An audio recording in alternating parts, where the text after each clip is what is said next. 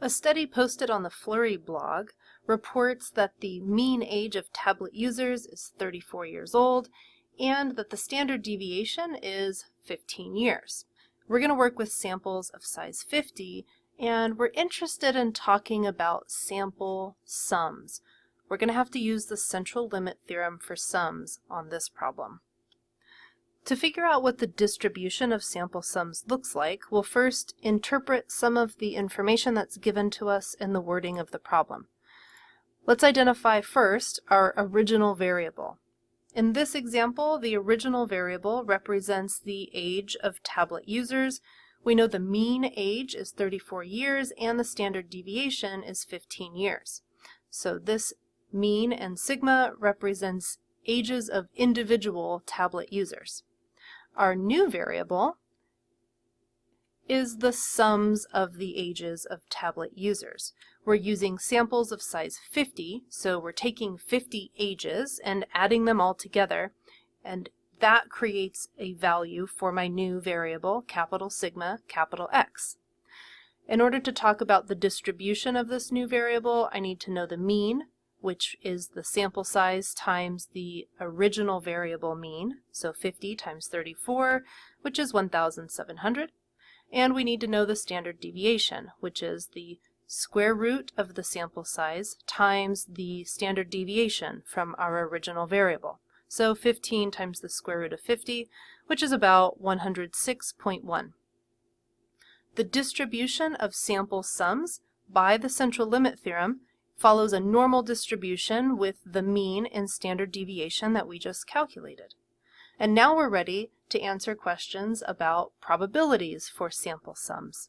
If we want to know the probability that a sample sum is between 1500 and 1800, we'll first convert that into a mathematical statement, and then of course draw a picture.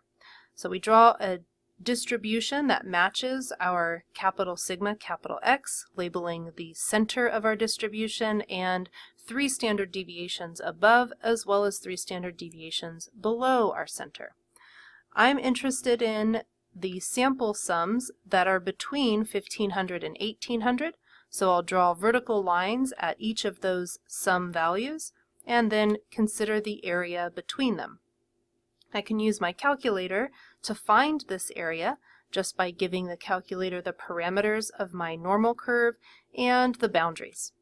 And I'm able to find that this area is 0.7974, so there is about an 80% chance that one of these samples of 50 ages produces a sum that's between 1,500 and 1,800 years.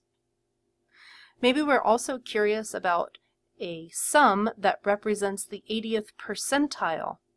Well, in this case, we're looking at the same distribution. I'm trying to figure out where to draw a vertical line so that below that line, or left of this vertical line, makes up 80% of the sample sums. I can use my calculator with the inverse function, giving it the area left of my curve, or my squiggly line where I'm not quite sure where to draw it. I would say there's 0.8 area to the left of my curve, and of course that would leave 20% to the right, or 0.2 to the right. But with my calculator, I need to give the calculator the left-sided area, and it will return to me the value that I'm looking for. In other words, it'll tell me where to draw this vertical line to separate my data to the lower 80% and the upper 20%. So giving my calculator the 0.8 area on the left side of my vertical line and the parameters for the distribution I'm using. So I'll tell it that the mean of this normal distribution is at 1,700 and that the standard deviation is 15 times the square root of 50, and that will return to me the sum value that I would use to draw that vertical line, and it happens to be at 1,789.27. And if we just round that up to the nearest year, we would say something like 80% of the sum of 50 ages are less than 1,789 years.